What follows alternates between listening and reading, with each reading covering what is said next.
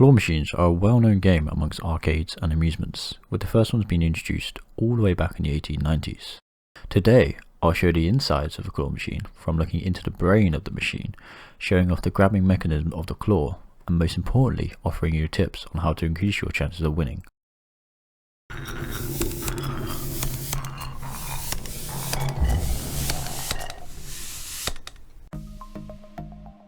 Most claw machines have a hollow inside, with the electric box usually stored around here. Inside this box, you'll find a small power supply to provide power to the machine, and a printed circuit board, or PCB for short, which is responsible for working the whole machine, including adjusting the strength of the claw. These three cables all play an important role in keeping the game flowing. I've color coded each cable to try and make it easier to understand. This green cable is responsible for displaying how many credits you have and how much time you have left per play. The blue cable lets the game know when a player has inserted a new coin into the machine, so it can increase the credit score. And finally, the red cable is responsible for the entire movement of the claw. This includes the claw's grabbing mechanism. These numbers on the side of the box keeps count of the number of plays the arcade machine has had. This will help the operator decide if the machine is winning too little or too often. Now we all know how the inside of a claw machine works, let's take a look into the mechanical side of the claw movement. As we all know, the machine is controlled by a joystick which can move the claw left, right, forwards and backwards. The claw glides along the X and Y axis, driven by the motors that receive signals from the electric box we looked at earlier. Keep in mind that most machines have a time limit for this part, adding a layer of pressure. The claw's car driver contains two pairs of wheels. The one set is responsible for moving the car along the Y-axis, while the other is responsible for the claw's drop and grab operation. Now let's move on to the most important part of the machine.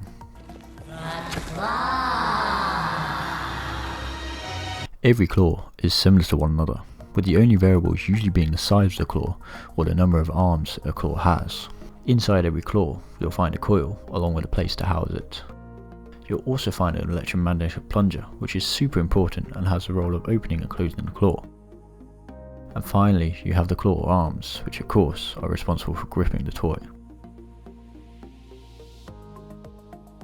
As well as moving the claw arms around, the moving car is also responsible for housing the claw's dropping function.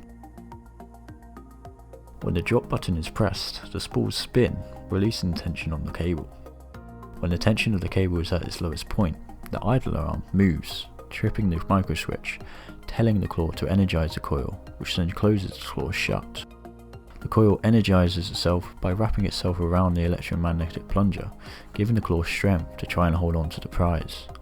When the prize is over the exit chute, the coil will lose its energy and the plunger will drop, forcing the claws to open.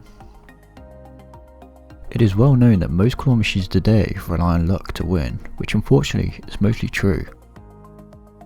Operators can adjust the amount of energy put into the coil, so regardless of the position of the grab, the coil still won't have enough strength to hold on to the prize.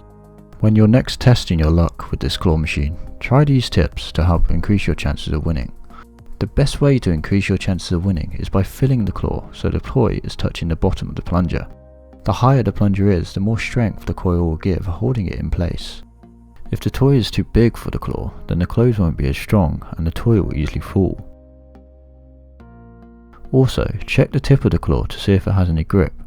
Rubber material or similar will help stop the prize from slipping, increasing the likelihood that the toy will stay on for long enough for you to walk home with the prize. Hello, my name's Matt.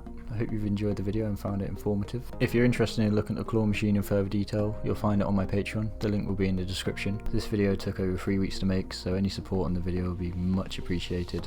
Do all the YouTuber stuff that they usually ask for. Please feel free to comment on what I should make next, and of course, most importantly, enjoy the rest of your day.